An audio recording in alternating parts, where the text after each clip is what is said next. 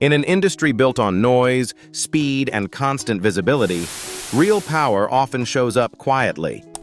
Kandi Burruss has spent decades inside the music business and reality television, two worlds that reward spotlight but rarely protect longevity. Yet her Atlanta estate tells a different story: structure over chaos and legacy over trends. And to understand why Kandi lives the way she does today, we first have to examine the career ecosystem that allowed her to build and control an empire on her own terms. Born Kandi Burruss on May 17, 1976 in College Park, Georgia, Kandi Burruss grew up in a close-knit family where ambition and accountability traveled together. Her mother, Joyce Burruss, would later become a familiar presence on television, but long before cameras arrived, the household was shaped by resilience. In 1991, Kandi lost her brother Patrick in a car accident at just 22. The grief was profound and formative. It didn't slow her down. It sharpened her focus. That focus found structure at Tri-Cities High School, a performing arts hub in East Point, where Kandi's talent was obvious early. At just 15, she appeared on Black Entertainment Television's Teen Summit, a nationally televised platform centered on socially conscious youth. While still in school, she co-founded the R&B group Escape, with classmates Tamika and LaTocha Scott and Tamika Tiny Cottle. Their break came fast. Producer Jermaine Dupri discovered them and signed the group to So So Def Recordings. As Kandi graduated in 1994, Escape was already climbing. Their debut album, Hummin' Comin' at Cha, 1993, reached number 3 on the R&B charts and went platinum, driven by hits like Just Kickin' It and Understanding. The follow-up, Off the Hook, 1995, delivered more top 10 singles, while Traces of My Lipstick, 1998, cemented the group's legacy with My Little Secret. When LaTocha Scott left to pursue a solo career, Escape paused, reuniting later for soundtrack work and brief returns, but the pause opened a new lane for Kandi. Even while touring and recording, she was quietly pivoting toward what would become her most powerful lever: songwriting. She co-wrote TLC's No Scrubs, a Grammy-winning hit that redefined late 90s pop and secured a royalty stream that never slept. The credits stacked quickly: Destiny's Child, Bills, Bills, Bills, Bugaboo, Pink, There You Go, and songs for Whitney Houston, Alicia Keys, Mariah Carey, Usher, and NSYNC. In 2017, publishing rights tied to Ed Sheeran's Shape of You further underscored the durability of her catalog. This wasn't a side hustle, it was infrastructure. Kandi didn't abandon the mic. She released Hey Kandi, 2000, with singles like Don't Think I'm Not, followed by Kandi Coded, 2010, while founding Kandi Coded Entertainment to control production behind the scenes. Control became the theme. Then came television. Joining The Real Housewives of Atlanta in 2009, Kandi fused credibility with transparency across 14 seasons, becoming the franchise's longest-serving cast member and a top earner. She expanded the ecosystem with spin-offs: Kandi's Wedding, The Kandi Factory, and co-created Kandi Coded Nights, turning conversation into content. In 2020, she won The Masked Singer as Night Angel, the first woman to take the crown, another proof point that versatility pays. Most recently, Kandi extended her reach to Broadway, co-producing hits including Thoughts of a Colored Man, The Piano Lesson, The Wiz, and Othello, projects that broke records and rewrote expectations for who gets to build at that level. By the time she stepped away from RHOA in 2024, the blueprint was complete. Hits became holdings, visibility became leverage, and that philosophy shows up most clearly where she lives, inside her Atlanta estate, the headquarters where the empire breathes. Estate in Atlanta, Georgia. In recent years, reports indicated that Kandi acquired a striking residence tucked away on a quiet street in Atlanta's Morningside neighborhood, an area favored not for spectacle, but for discretion. This is old Atlanta energy: mature trees, restrained architecture, and neighbors who value distance more than display. The three-story home spans more than 6,000 square feet, and every inch feels intentional. From the exterior, brass gas lanterns frame the entrance with understated elegance, while clean modern lines hint at what's inside. Step through the door and you're met with white oak floors, custom tile work, and a floating staircase that immediately sets the tone. Contemporary but warm, confident but controlled. There's no excess here, only precision. The main level is built for real life, not just photography. The open-plan layout allows energy to move easily, making the space equally suited for hosting industry friends or winding down after a long day. At the center sits a chef-level kitchen that balances beauty with function. Taj Mahal quartz countertops, a dramatic waterfall island, custom cabinetry, and top-tier Thermador appliances give the space authority, while a full scullery pantry quietly handles the work behind the scenes. It's a kitchen designed for someone who understands systems. Everything has a place, and nothing interrupts the flow. Natural materials and warm tones carry throughout the house, softening the modern lines and creating a sense of calm. The home includes 6 spacious bedrooms and 6 full bathrooms, offering flexibility as life evolves. On the ground floor, a living room with an ensuite bath and an additional bedroom provide options for a home office, creative studio, guest suite, or multi-generational living, spaces that can shift roles without disrupting the household. Upstairs, large windows open to serene views of the surrounding forest, reinforcing the feeling that the city exists nearby, but not inside the home.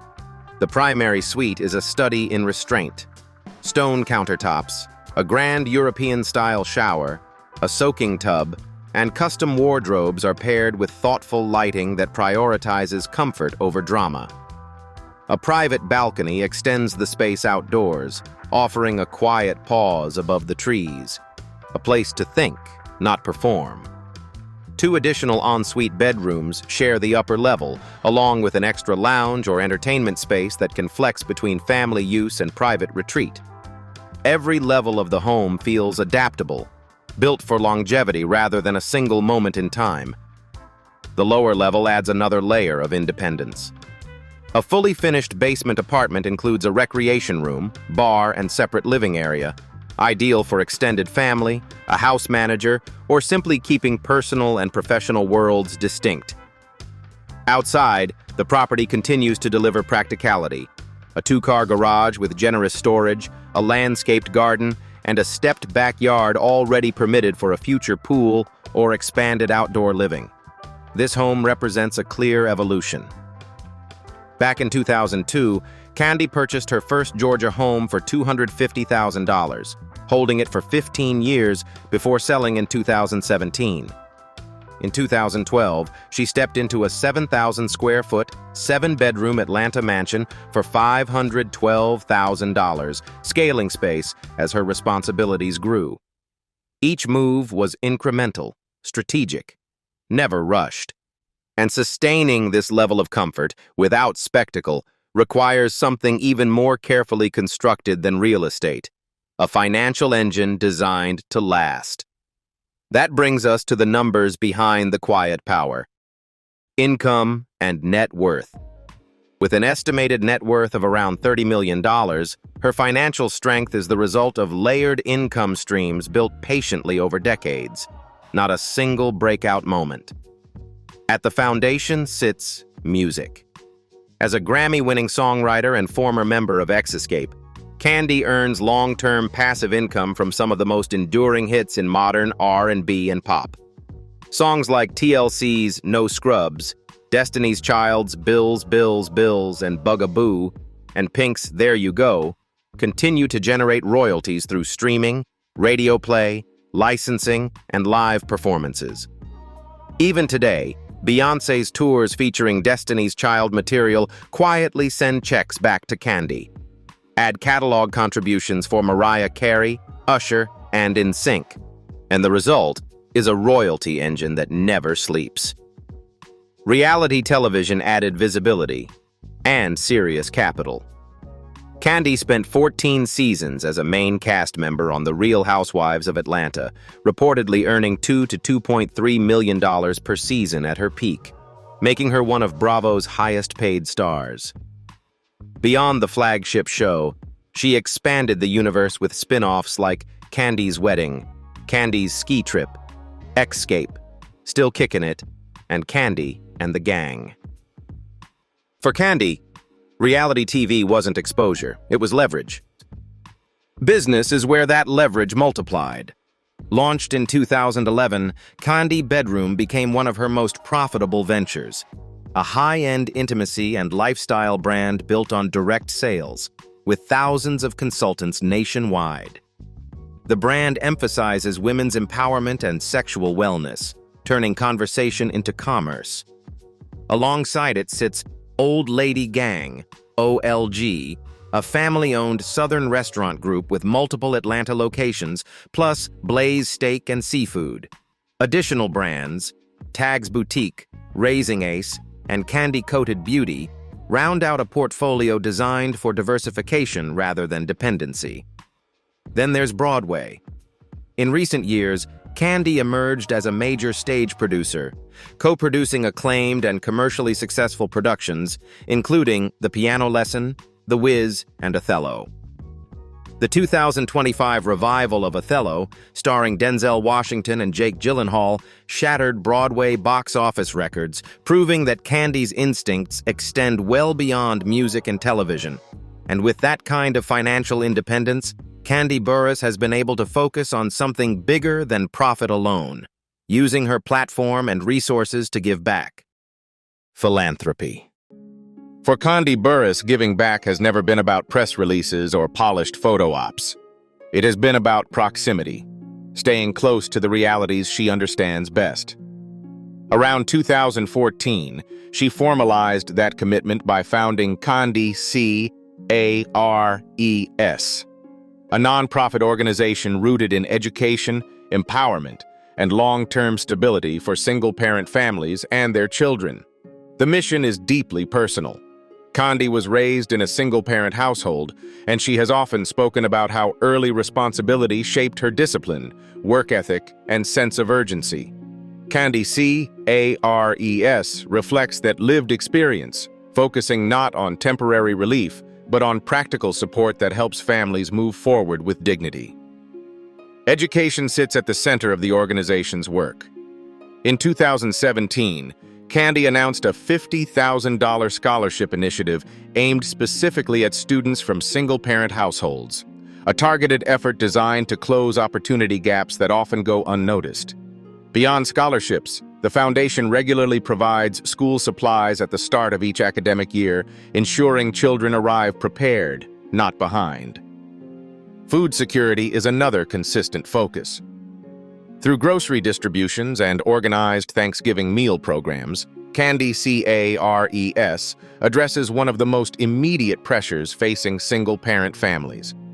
These efforts are intentionally hands-on, often involving volunteers packing and distributing food directly within local communities. The organization also supports families at key life moments. It has hosted baby showers for expectant mothers, providing essentials such as diapers, clothing, and supplies. Small interventions that can make a significant difference during vulnerable transitions. For younger children, the foundation donates toys and organizes art and recreation summer camps, creating safe spaces for creativity, expression, and joy. As children grow, the support evolves. Kandi Burruss has assembled care packages for college students, acknowledging that financial strain doesn't end at graduation. It often intensifies. These packages offer both material support and a reminder that someone is invested in their success. What stands out is the consistency. Kandi's philanthropy mirrors her business philosophy, structured, sustained, and focused on outcomes rather than optics. There's no savior narrative here, no performative generosity, just systems built to help people stand on their own. And that same sense of responsibility to family, to community, to those closest to her, also defines how Kandi approaches her private world. Personal life. With her former partner Russell Block Spencer of Block Entertainment, Kandi welcomed her first daughter in 2002. From the start, she has been clear that family is not a backdrop to success. It is the reason for it. In late 2008, Kandi began dating Ashley A.J. Jewell. Their relationship moved quickly, leading to an engagement in January 2009. Just months later, they called it off, choosing friendship over pressure. That decision made the loss that followed even heavier. On October 2nd, 2009, A.J. Jewell died after suffering a head injury during a fight. The tragedy marked a quiet but pivotal moment in Kandi's life, reinforcing how fragile progress can be and how important it is to stay grounded. Love returned years later in a different form. While filming The Real Housewives of Atlanta, Kandi met Todd Tucker, a producer on the show. Their relationship began in 2011, and by January 2013, she announced their engagement publicly. The couple married on April 4, 2014, in a lavish ceremony that blended celebration with family tradition. Together, they expanded their household deliberately. In 2016, they welcomed a son, and in 2019, they added a daughter through surrogacy. A choice Kandi spoke about openly, framing it as another example of planning without apology. Yet even carefully built partnerships can change. On November 20th, 2025, Kandi and Todd announced their decision to divorce after 11 years of marriage. The statement was measured, respectful, and aligned with how Kandi approaches life. Direct, honest, and focused on stability for their children. Across relationships marked by joy and loss, one pattern remains consistent. Leadership at home mirrors leadership everywhere else. Kandi does not outsource responsibility, emotionally or practically. She protects her family with the same discipline she uses to protect her empire. If you enjoyed this deep look into how real empires are designed, like, subscribe, and stay with us for more stories told beyond the headlines. And before you go, tell us in the comments, would you rather chase hits or build systems that last?